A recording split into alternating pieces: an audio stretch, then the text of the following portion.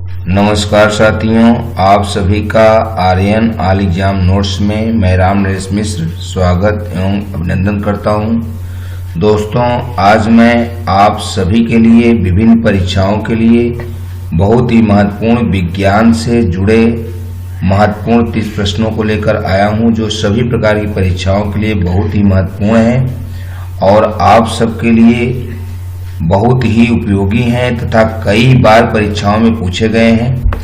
तो आपका ज़्यादा समय न गवाते हुए आइए हम सब अपने वीडियो की शुरुआत करते हैं।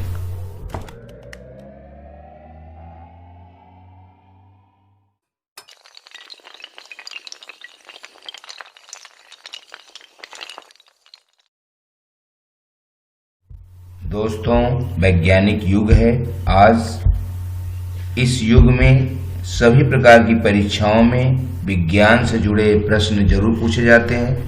अभी वर्तमान में जितनी भी मुख्य परीक्षाएं लगी हुई हैं, इन सभी परीक्षाओं में विज्ञान से जुड़े प्रश्न जरूर आएंगे और विगत जो परीक्षाएं हुई उनमें ऐसे बहुत महत्वपूर्ण विज्ञान से जुड़े प्रश्न आए। हमने बहुत ही महत्वपूर्ण प्रश्नों को चुना है जो अक्सर परीक्षाओं में पूछे गए हैं। तो आइए हम सब अपने वीडियो की शुरुआत करते हैं। दोस्तों, प्रश्न 1 है, विस्थापन के लिए इनमें से क्या सही है? तो यहाँ 4 ऑप्शन दिए गए हैं। इन ऑप्शनों को देखने के पश्चात हमारा ऑप्शन बी सही है। इसका परिमाण वस्तु के द्वारा तय की गई दूरी से अधिक होता है। यह सही है, बाकी यह शून्य कहीं हो सकता है। उपर्युक्त दोनों या दोनों में से कोई नहीं, ये गलत है। प्रश्न 2, ध्वनि की प्रबलता घटाने के लिए हमें ध्वनि के कंपनों के संबंध में क्या करना होगा? तो यहाँ ऑप्शन देखने के पश्चात हमारा ऑप्शन सी सही है, का आयाम घटाना होगा। अर्थात ध्वनि की प्रबलता घटाने के लिए हमें ध्वनि के कंपनों का आयाम घटाना होगा। प्रश्न 3, लोहे की सबसे शुद्ध अवस्था है। यहाँ लोहे की विभिन्न अवस्थाएं दी गई हैं।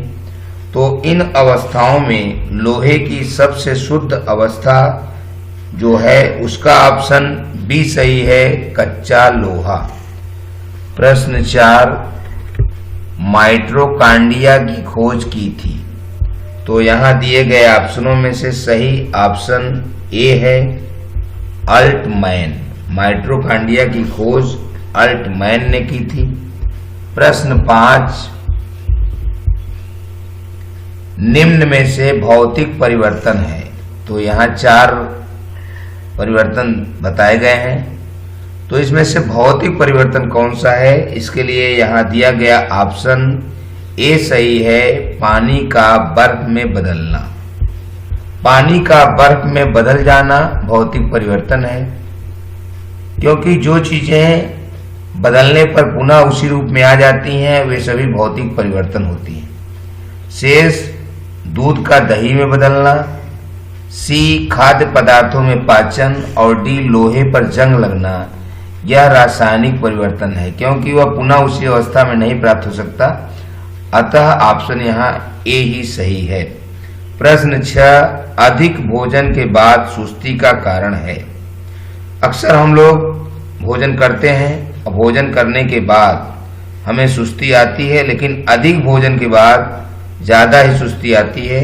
यहाँ दिए गए ऑप्शनों में से सही ऑप्शन ए है, उच्च रुधिर चाप। अधिक भोजन के बाद सुस्ती का कारण है उच्च रुधिर चाप का होना।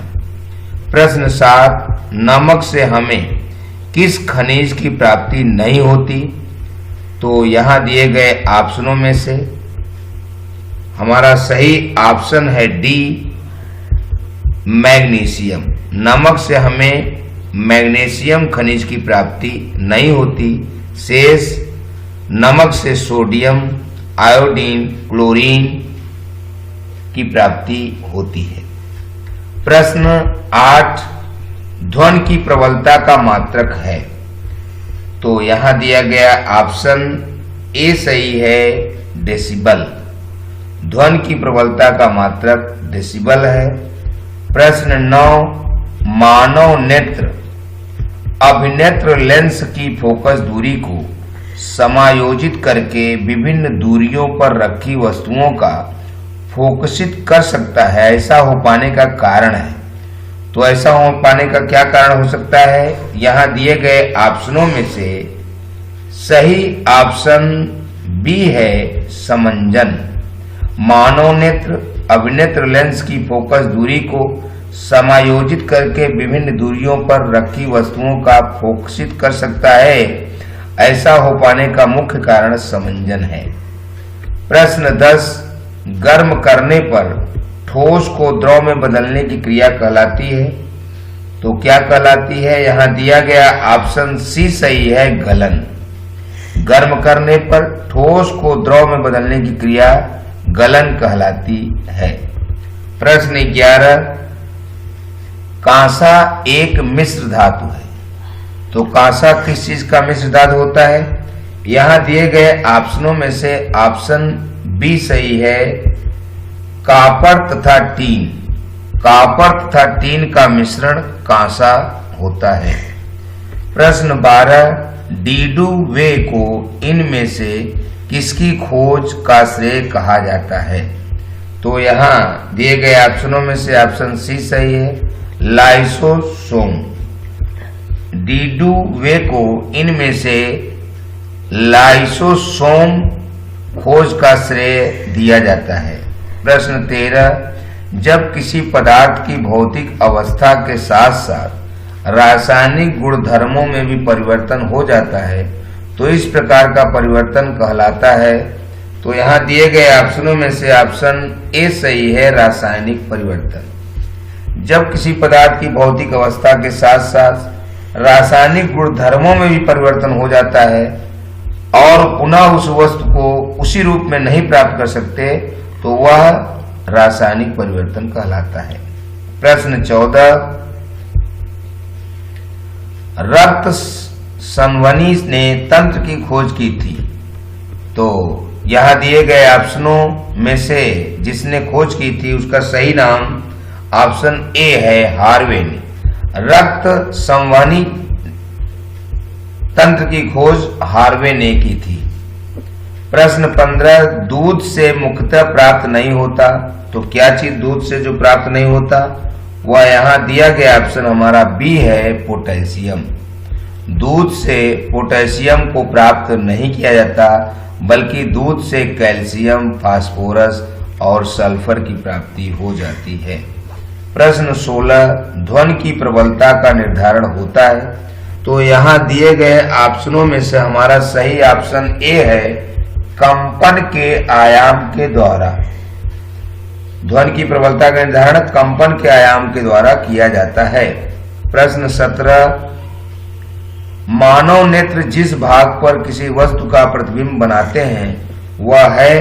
तो यहाँ दिए गए ऑप्शनों में से सही ऑप्शन डी है, दृष्टि पटल। मानव नेत्र जिस भाग पर किसी वस्तु का प्रतिबिंब बनाते हैं उसे दृष्टि पटल कहते हैं।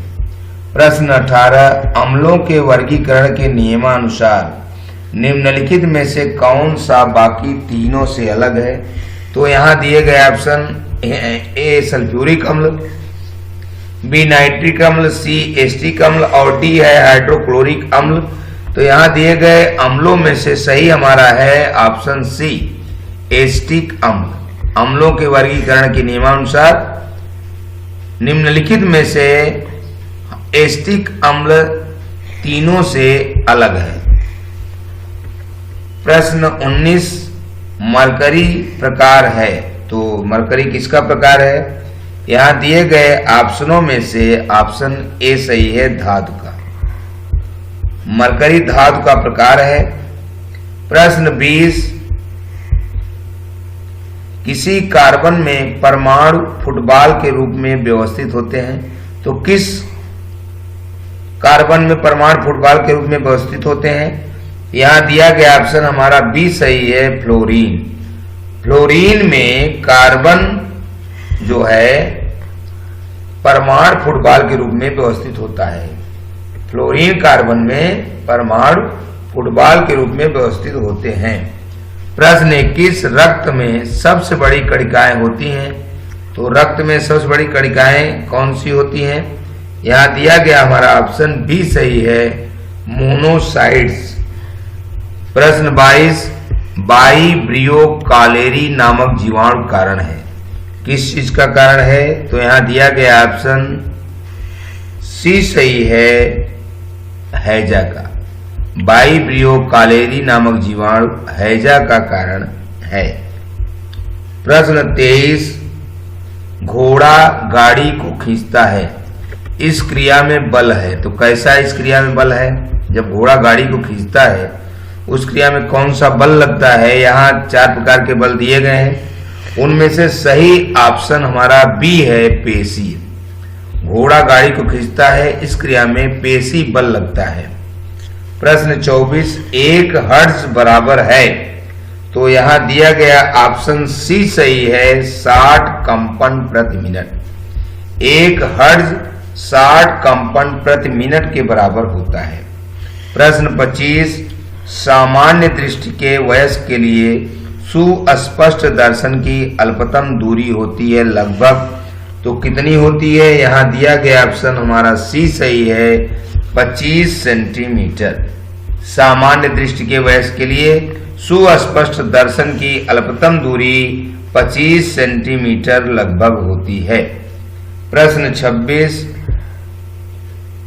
पीएच मान की श्रेणी होती है। तो यहाँ दिए गए ऑप्शनों में से सही ऑप्शन डी है, 0 से 14। पीएच मान की श्रेणी 0 से 14 के अंतर्गत होती है। प्रश्न 27, सबसे कठोर पदार्थ है। तो यहाँ दिए गए ऑप्शनों में से सबसे कठोर पदार्थ क्या है? तो यहाँ हमारा दिया गया ऑप्शन ए है, हीरा। सबसे कठोर पदार्थ हीरा है। प्रश्न 28, किसी अपक्रिया में पूर्ण होने की जानकारी प्राप्त होती है। तो यहाँ दिया गया ऑप्शन डी सही है, इनमें से सभी। किसी अपक्रिया में पूर्ण होने की जानकारी प्राप्त होती है, अवक्षेप का बनाना, गैस का मुक्त होना और रंग परिवर्तन, इन सभी में अपक्रिया के पूर्ण होने की जानकारी प्राप्त होती है। प्रश्न 29, कृत्रिम साइनो ऑरिकुलर नोड लगाया जाता है। तो यह किस में लगाया जाता है? यहाँ दिया गया ऑप्शन सी सही है, आमाशय में। कृत्रिम साइनो ऑरिकुलर नोड आमाशय में लगाया जाता है। और इस वीडियो का अंतिम प्रश्न, प्रश्न नंबर 30, कुनेन किस रोग में ली जाती है? तो यहाँ दिए गए ऑप्शनों में से ऑप्शन सी सही है, मलेरिया।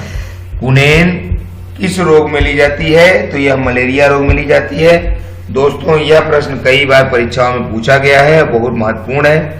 तो आज मैं आप सभी के लिए 2 सवाल भी दिए हैं। इन सवालों के उत्तर हमें कमेंट बॉक्स में जरूर बताएं।